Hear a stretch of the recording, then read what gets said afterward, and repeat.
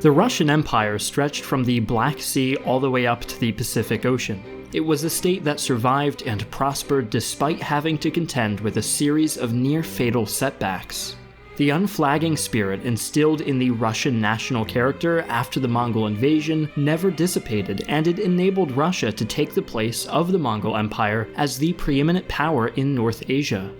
If you'd like to learn more about the specifics of how Russia, post-Mongol invasion, transformed itself into an empire, check out our video in the description below. Thanks, Griffin, and be sure to check out the rest of his content and subscribe to his channel.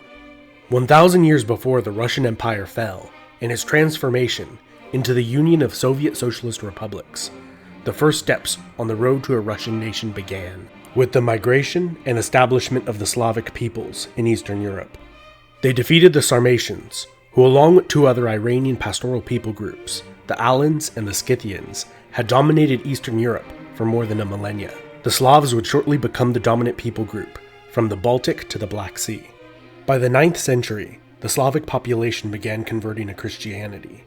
The region at this time was also home to Finnic, Turkic, Baltic, Magyar, and Norse peoples, and was also a place of operations for the Varangians, also called the Rus, who were Eastern Scandinavian adventurers, merchants, and pirates. According to legend, a Varangian prince named Rurik and his brothers answered the call of local Slavic and Finnic tribes to establish order and rule over them.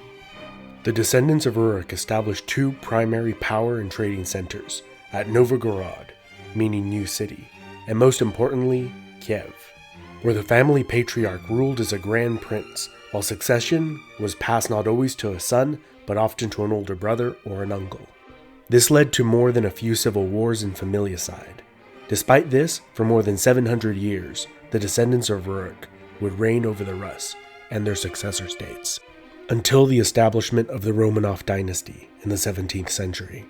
Not long after establishing Kiev as their principal city, the Rus solidified their position as a major power by extracting tribute from the cities of Eastern Europe, while demanding payments to cease from the centuries-old power in the region, the Khazar Khaganate.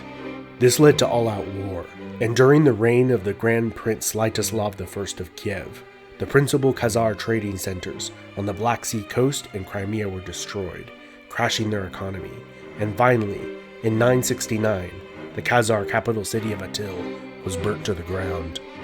Not long after this, began the Golden Age of the Rus, as they monopolized Eastern European trade. Kiev's primary exports to the Mediterranean and Middle East were furs, beeswax, honey, and slaves, while they imported precious stones and metals, where a thriving jewelry industry arose. Vladimir the Great of Kiev converted to Christianity. During his reign, the Russian Orthodox Church was established, which has played a major role in Russian society ever since. By the 12th century, the decline of the Eastern Roman Byzantine Empire, the principal trading partner of the Rus, combined with constant infighting among the Rurik dynasty, caused decentralization, fragmentation, and eventual disintegration of the Rus state. The first major blow came when Novgorod rebelled in 1136 and established an independent republic, where public officials, including the prince, were elected and could be fired by the voting public, which included people from all classes of society. In 1157, the Grand Duchy of Vladimir emancipated themselves as well, and in 1169 sacked Kiev, forever damaging the city's power and prestige, resulting in roughly 12 Rus successor states occupying the region. This was the state of affairs when the Mongols arrived in 1237. In 1240, an already weakened Kiev was destroyed by the Mongols, as a brutal example for all other Rus principalities. The Mongol conquest of the Rus lands was completed in 3 years. The Golden Horde was a successor state that separated from the larger Mongol Empire, that was partitioned not long after the death of Genghis Khan. The Tartars, as the Rus called the Mongols, did not directly rule their vassal states. Instead, they extracted tribute and encouraged rivalry and infighting among them. The exploits of Alexander Nevsky, elected Prince of Novgorod, are best to understand this period of time. He is renowned for defeating not the pagan Mongol overlords, but the invasion of the Livonian Order of Teutonic Knights, charged by the Pope in Rome to defeat the Mongols and Catholicize the Rus, whom were viewed as practicing a heretical brand of Christianity. When given the choice between fellow Christians whom wished to dictate their faith, traditions, and politics, versus the Tartar Golden Horde, who, as you might have guessed, cared more for gold than for what religion or form of government their vassals practiced. The Rus principalities paid their taxes and defeated the invasion, and the Horde was happy. The fourth youngest son of Alexander Nevsky, Daniel, only 2 years old at the time of his father's death, inherited the least of his father's possessions.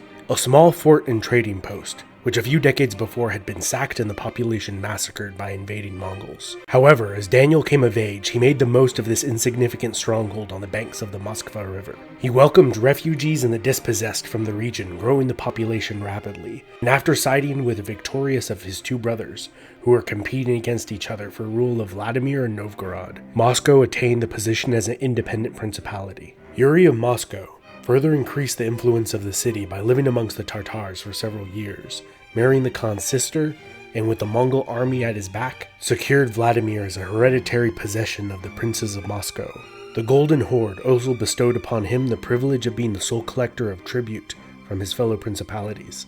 His brother, nicknamed Kalita, or Moneybags, was an adept political negotiator and effective at extracting tribute for the Golden Horde, and growing Moscow's territorial possession, not through war, but through using land as collateral for unpaid debts. And over the next century and a half, the Grand Princes of Moscow would ever so slowly obtain more power and privilege from the Mongols, who became consumed with internal infighting and relied on Moscow to handle the threat of the rising Grand Duchy of Lithuania, granting them more autonomy. Until finally in 1480, Ivan III of Moscow confronted the Tartar army across the Ugra River. And after a long stalemate, the Tartars withdrew without a fight and never again challenged Moscow's independence. The diminished remnants of the Golden Horde, the Crimean and Kazakh Khanates, would continue to exist for several hundred more years. Ivan III ruled with an iron fist.